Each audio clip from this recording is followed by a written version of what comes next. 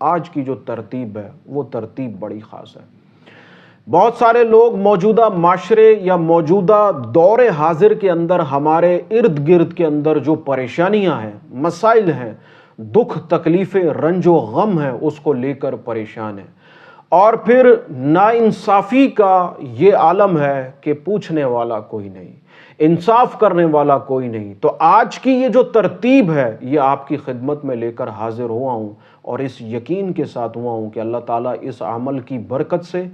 اس کلام مقدسہ کے کلمات کی برکت سے اللہ تعالیٰ دین و دنیا کی اخروی آپ کو نعمتیں عطا فرمائے گا۔ میں اپنی ہر ویڈیو کے اندر یہ بات عرض کرتا ہوں کہ دیکھیے، جو چیز اللہ تبارک و تعالیٰ نے آپ کے مقدر کے اندر طے کر دی ہے وہ نہ ختم ہو سکتی ہے نہ بدلی جا سکتی ہے۔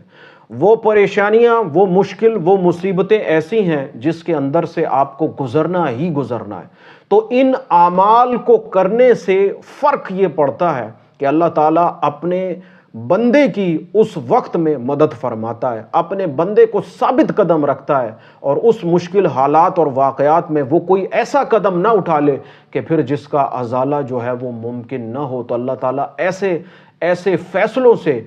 ایسے معاملات سے اللہ تعالیٰ اس بندے کی حفاظت فرماتا ہے۔ دوسرا کہ اس کے قلب کے اوپر سکون طاری کر دیتا ہے، باوجود پریشانی ہونے کے، باوجود دکھ و رنج و غم کے، اس کا دل جو ہے، اس کے قدم جو ہیں وہ ڈگمگاتے نہیں ہیں۔ وہ جیسے اس مشکل حالت سے پہلے اپنے رب کی طرف رجوع کر رہا تھا، وہ اس حالت کے دوران بھی اپنے رب کو اسی طرح پکار رہا ہے، اس کی طرف جا رہا ہے، اس کو بھاگ بھاگ کر یاد کر رہا ہے، ہر دم اس کی یاد میں جو ہے وہ مصروف عمل ہے۔ تو ان اعمال کی برکات یوں ظاہر ہوتی ہیں۔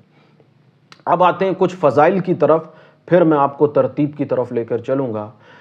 اگر کسی گھر کے اندر کوئی ایسا انسان موجود ہے جس کو کوئی خدا نخواستہ موذی مرض جو ہے وہ لاحق ہے، یا خدا نخواستہ کوئی لا علاج مرض جو ہے وہ اس کو لاحق ہے، آپ اس عمل کو کریں، انشاءاللہ تعالی اللہ تعالیٰ ان کلمات کی برکت سے آپ کو اس موذی مرض